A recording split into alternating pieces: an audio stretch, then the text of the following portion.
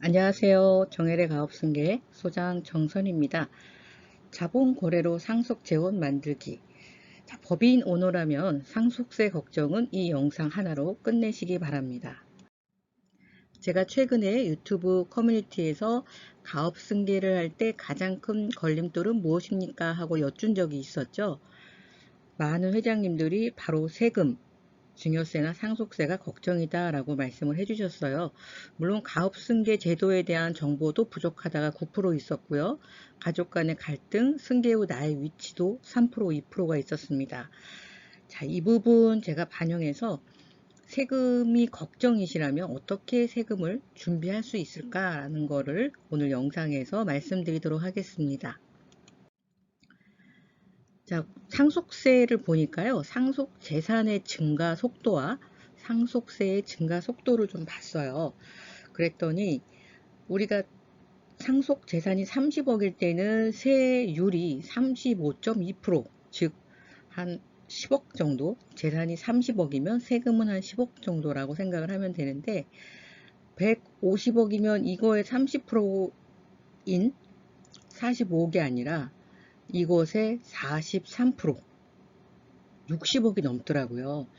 따라서 자산 증가 속도보다 세금 증가 속도가 훨씬 더 높습니다.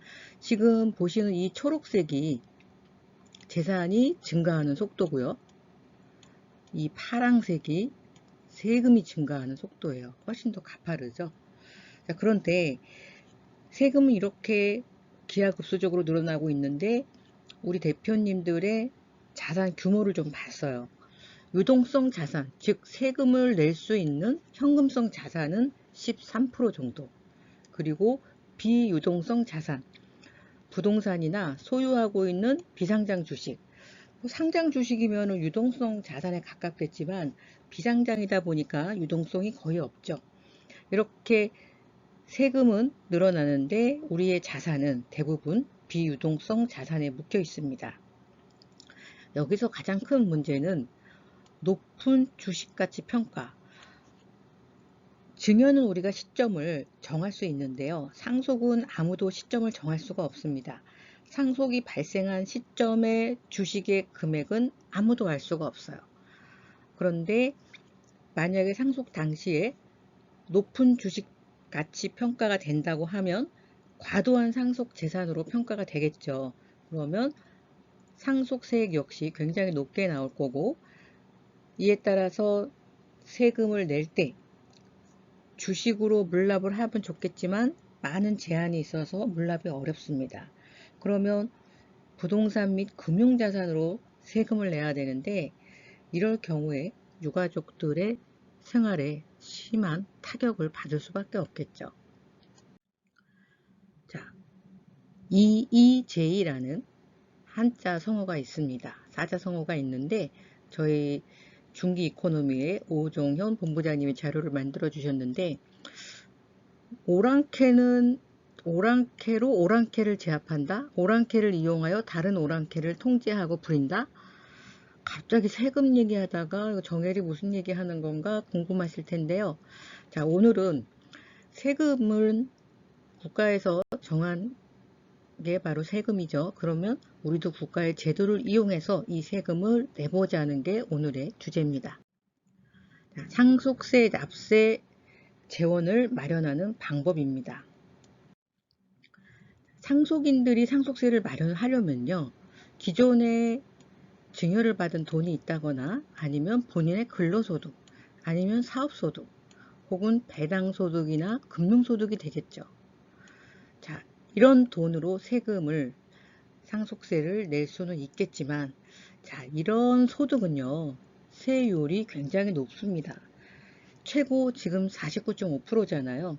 다시 말해서 상속세 10억을 내기 위해서는 20억의 소득이 있어야 된다는 얘기가 될 수 있습니다. 그래서 준비를 해봤습니다. 예를 들어서 30년 후에 상속이 개시된다고 가정을 해볼게요. 대표님이 계시고 대표님의 상속 자산이 100억이라고 가정을 해보겠습니다. 모든 자산, 뭐 법인이든 부동산이든 뭐 다 현금이든 합했더니 100억이라는 상속 재산이 있어요. 물론 방송을 듣는 대표님 중에서는 이것보다 훨씬 많거나 좀 적을 수도 있겠지만, 자, 100억이라고 가정을 했을 때 우리 상속인들, 내 배우자와 자녀들이 이 재산에 대한 세금을 얼마쯤 내느냐. 자, 국세청에서 100억이면 현금으로 35억을 내래요, 세금을. 100억을 무상으로 받았으니까 당신들 100억이라는 게 생겼잖아. 그러니까 소득이 있었으니 세금을 내. 근데 세금은 35억이야. 자, 이렇게 35억을 내라고 해요. 우리 상속인들이 이 35억을 현금으로 가지고 있으니까 만무하죠.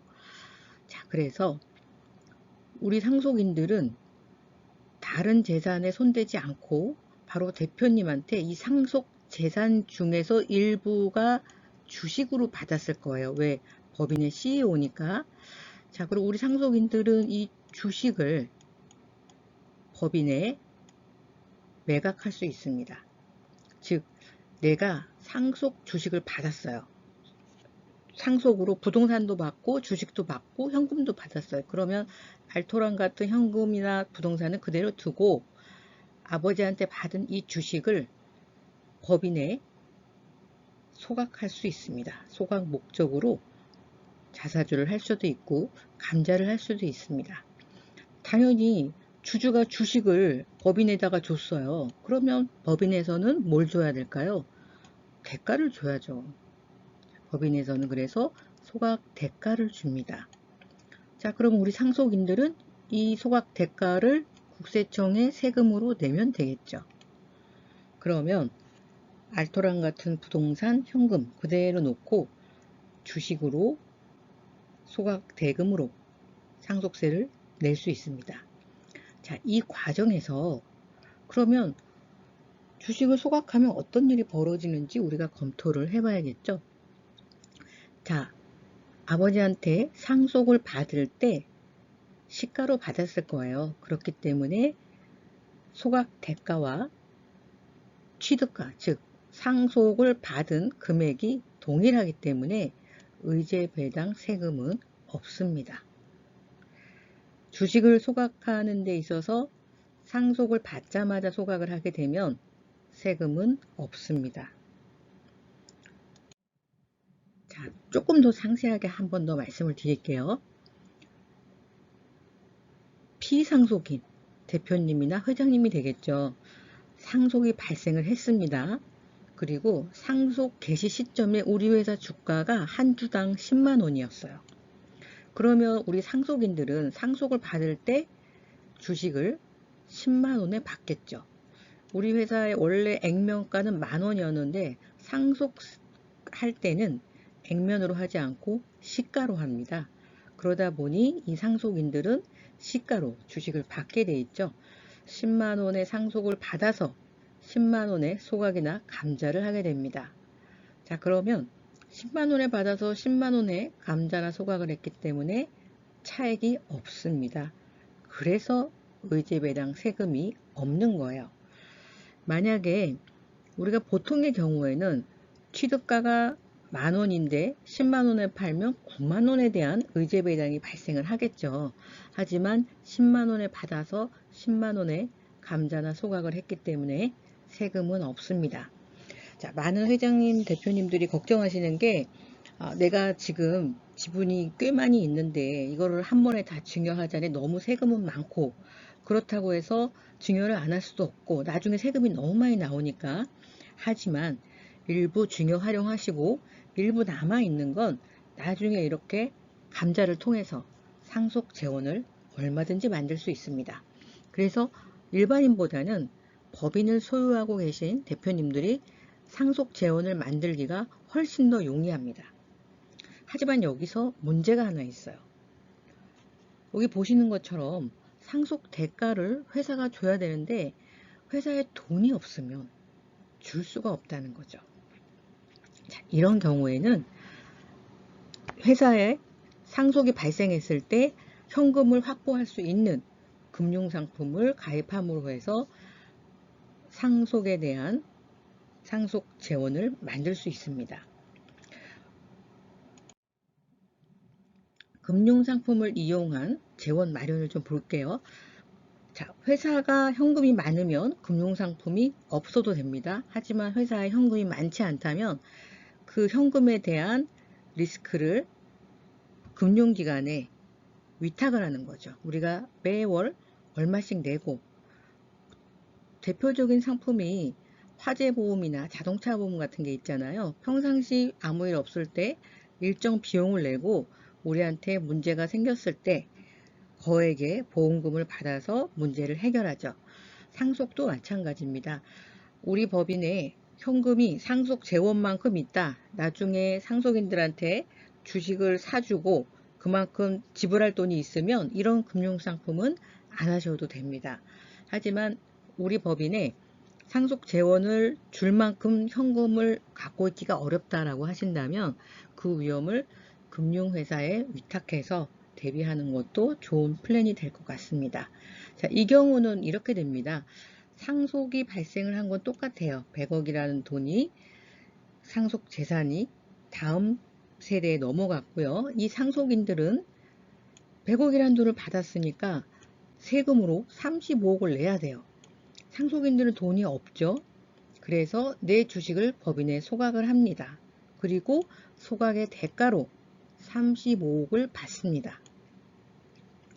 자, 법인에 현금이 있을 수도 있고 없을 수도 있는데 어쨌든 이 상속에 대비하는 상품을 법인에서 가입을 했다면, 자, 돈은 법인에서 내는 겁니다. 그러면 보험금도 법인으로 들어옵니다. 상속이 발생했을 때 보험사로부터 35억이라는 보험금이 법인으로 들어오게 되죠. 그렇다고 한다면 법인에서는 이 소각의 대가를 부담 없이 들어온 보험금만큼 주면 되죠. 그러면 우리 상속인들은 35억을 세금으로 납부하고 역시 알토란 같은 부동산이나 현금은 손댈 이유가 없습니다. 국세청에서도 세금 전략 가이드에 이런 내용이 있더라고요. 상속세는 장기 세금 계획을 세워 미리미리 좀 대비를 하자. 왜? 상속세가 준비가 안 돼 있으면 대부분 부동산 같은 경우도 물납을 하게 되죠. 주식은 또 물납도 안 되고. 근데 국세청 입장에서는 현금을 받길 원하잖아요. 그래서 이런 이야기를 합니다. 자녀 명의로 보장성 보험을 들어 놓다든지 사전증여 등으로 세금을 좀 납부할 수 있는 능력을 키워 놓다든지 연부연납 또는 물납을 하도록 할 것인지 등 세금 자금 대책을 검토해야 된다. 이렇게 국세청에서 나온 세금 전략 가이드에 기재가 되어 있습니다. 자, 그럼 우리 체크해 볼까요? 우선 물납은 비상장 주식 제한이 많다고 말씀을 드렸고요. 자녀 명의의 보장성 보험을 들어놔도 돼요. 그런데 자녀가 소득이 있어야지 보장성 보험을 가입할 수 있겠죠. 그리고 보장 금액을 크게 하려면 자녀의 소득으로 하기는 좀 어렵습니다. 그래서 우리는 자녀가 어렵게 번 돈으로 보장성 보험을 하는 게 아니라 법인의 돈으로 보장성 보험을 가입하시면 됩니다. 그러면 법인으로 돈이 들어오고 자녀들은 주식을 소각해서 감자해서 그 돈으로 상속세 재원을 만들 수 있습니다. 물론 여기에서 체크할 거는요. 자녀가 소득이 많아요. 그러면 굳이 법인으로 할 필요 없습니다. 자녀, 계약자, 수익자, 상속이 발생하면 보험금이 법인으로 들어오는 게 아니라 자녀한테 들어가요. 그러면 자녀가 바로 내면 돼요. 그런데 자녀가 낼 여력이 안 될 경우 법인에서 내고 법인으로 들어가고 주식을 감자나 소각함으로써 그 대금을 마련할 수 있습니다. 물론 이 과정에서 여러 가지 검토할 사항이 많습니다. 예를 들면 주식을 소각을 한다는 것은 자녀들의 지분이 줄어든다는 거예요. 우리 회사의 주주 구성이 우리 가족들로만 있다면, 자, 회장님이 예를 들어서 70% 갖고 계셨고요. 우리 자녀들이 30%를 갖고 있었어요. 자, 이런 경우에 70%가 상속이 됐겠죠. 그래서 자녀들이 100%가 됐을 거예요. 70% 상속을 받았다고 자녀들이 다 한다면. 그러면 이 중에서 상속 재원을 만들기 위해서 30%를 소각했어요. 그러면 30%는 없어졌지만 70%가 남았지만 자녀들만 갖고 있을 경우에는 다시 자녀들이 100%가 됩니다. 30%, 그러니까 퍼센테이지보다는 주식 수로 하는 게 편하겠네요. 100주가 있다면 30주를 소각했다. 그럼 70주만 남았으니까 우리 회사 전체 주식 70주에서 70주가 남았어요. 자녀들한테. 그래서 퍼센테이지는 다시 100%가 되는 거예요. 그런데 주주 구성이 가족이 아닌 우호 지분이 아닌 다른 사람이 만약에 많이 갖고 있다라고 했을 때는 이런 플랜을 가져가시면 안 됩니다. 소각을 함부로 해서는 우리 경영권 방어에 문제가 생길 수 있겠죠.